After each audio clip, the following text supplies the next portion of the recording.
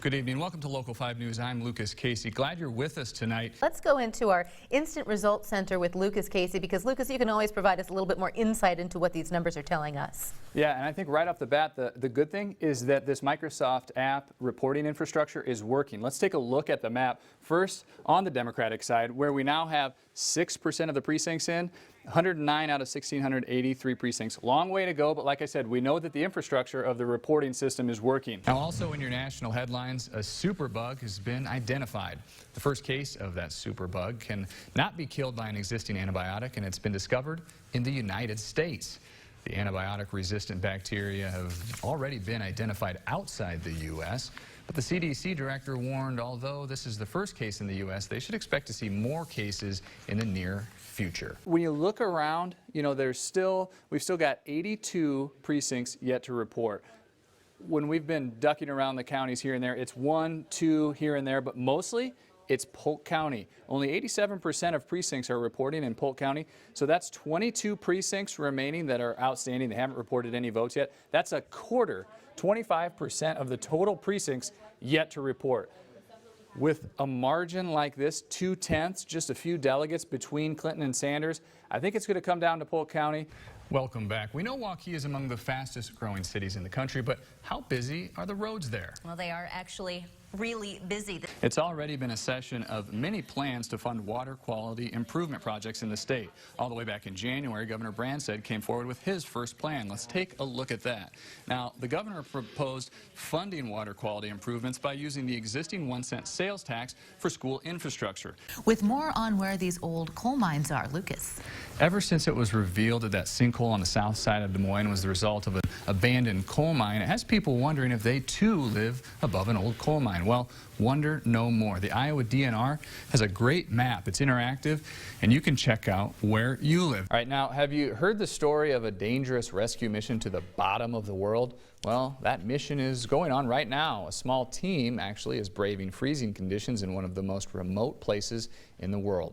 ABC's Alex Marquardt has more. Well, Stephanie, the Supreme Court is a court of 9 justices. Now, with the recent passing of Justice Scalia, we are down to 8 on the Supreme Court. What does this mean procedurally? Well, the Supreme Court will continue to hear cases. It only increases the likelihood that we could have a 4-4 evenly decided opinion. The Constitution says the president shall nominate judges. Do you think he should do this, or do you think he should, as Senator Grassley has said, let the people decide in the next election and let the next president do so? I'm with Senator Grassley on this. Some breaking news for you this morning. Police are saying there was a bank robbery just in the last hour in Des Moines. The robbery happened at the U.S. Bank located on 2nd Avenue and Euclid Avenue in Des Moines. Police say they have 2 suspects in custody already and are still looking for 2 others. You see some different pockets. We've got the Brown area is Bernie Sanders again, so he's winning in these areas. This is the Drake neighborhood. A lot of Hillary Clinton scattered out throughout the rest of the county, but just a few. These total 22 remaining precincts left in Polk County, and like I said, that's a quarter of the total precincts remaining throughout the state. All right, Jack and Stephanie, by now we know that winning the nomination is all about winning delegates. So let's see what this Super Tuesday could mean for the candidates. First, on the Republican side, after 4 states, this is where they stand. Trump with a wide margin of leading the pack, 82 delegates, Cruz, Rubio, Kasich, and Carson behind. But what does this mean on the national landscape? On the Republican side, 2,472 total delegates will be awarded throughout this whole primary season.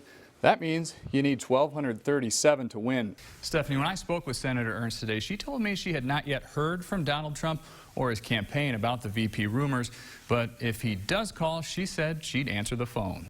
We start off at the State House, where Governor Branstad is accused of trying to sneak in some vetoes. The left-leaning government watchdog group Progress Iowa called Branstad, quote, cowardly, and claims he's purposely waiting until the last minute to veto some budget bills. Now, this coming Sunday is the governor's deadline to sign or veto legislation that passed in the final 3 days of the previous legislative session. What's left? Well, mostly budget bills, including money for literacy programs, job training, and Medicaid oversight. Anyone with a state-issued identification card like this one can now register to vote online. Here's how you do it. First, you go to the Secretary of State's website. That's sos.iowa.gov. Switching to politics now. After occupying the House floor for more than 24 hours, the Democratic sit-in, led by civil rights icon John Lewis, came to an end. Well, for now, Democrats have promised to restart the push for new gun control measures after Congress's 2-week recess. Speaker of the House Paul Ryan says he doesn't approve of the Democrats' tactics. Well, a man is dead after a shooting last night in Des Moines.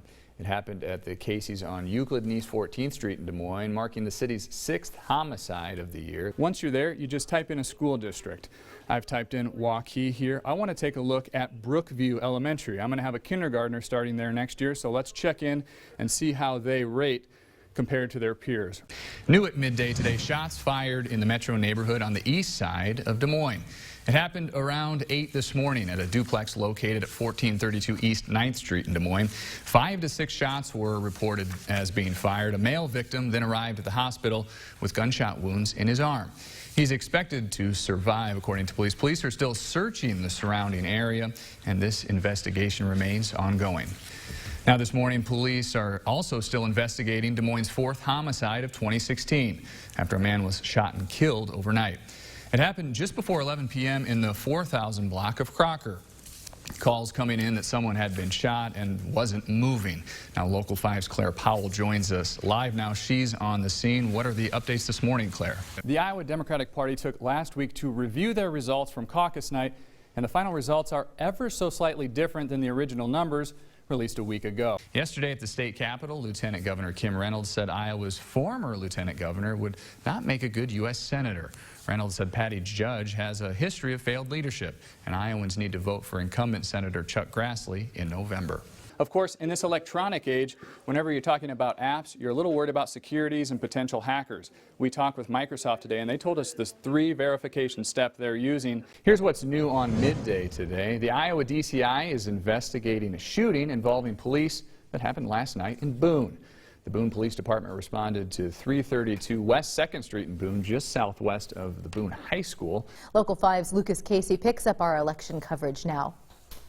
Stephanie, both Politico and The Hill have reported on Congressman King, suggesting Donald Trump is buying political endorsements.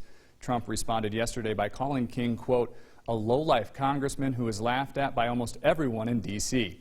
Now, the telethon is Variety's biggest annual fundraiser, raking in more than $100 million to date.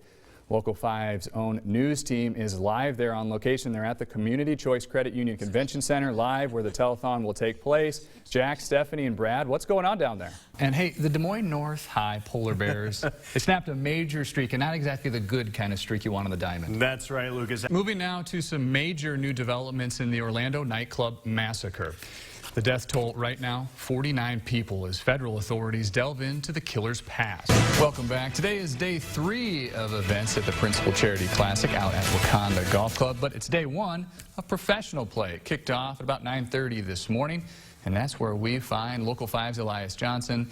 Is he working hard or hardly working on the green today? Hey, Elias, what's going on down there? Now, the National Governors Association meeting is being held in the Metro this weekend. Governor Branstad hosting this year's gathering of the governors, bringing governors from across the country to Des Moines. We spoke with the CEO of the Governors Association regarding what they hope to accomplish. Welcome back. About a year ago, we brought you the story of a young boy named Ian who was giving away fishing lures in remembrance of his father who died of a heart attack. Now, as it turns out, Ivan, who lives in Minnesota, also lost his father to cancer and saw the video of that story. He reached out to the young boy, and they started a unique friendship. Local 5's Austin Page was there when the two were reunited. And may God bless the United States of America. Thank you. All right, we're going to break away from this coverage at this point on the air. If you want to stay with the ABC News special report and George Stephanopoulos' coverage, you can do that online and live stream it at weareiowa.com. We're going to take a quick break, and we'll be right back with more Local 5 News midday. All right, well, things still remain. They're going to heat up here for a little while. Yeah, the next couple of days are still going to be very hot. Not out of it yet. No, all right. not yet. Well, and it's still heating up on the political trail, catching up now at the Republican National Convention. It was a big night for Donald Trump. The country watched last night as the billionaire businessman took the stage in Cleveland and officially took the role as the GOP nominee. The Mega Millions jackpot is at an astounding $449 million. Friday night marked the 33rd consecutive drawing that failed to produce a winner. So that $449 million drawing is now the 7th largest jackpot of all time, including both Powerball and Mega Millions prizes. The next drawing is tonight at 10 p.m. And as far as the presidential race goes, it's a toss-up for Donald Trump and Hillary Clinton right now in Iowa, at least according to a new poll. A new Monmouth University poll shows Trump has 44% of Iowa votes, while Clinton has 42%. Thanks for watching Local 5 News Midday.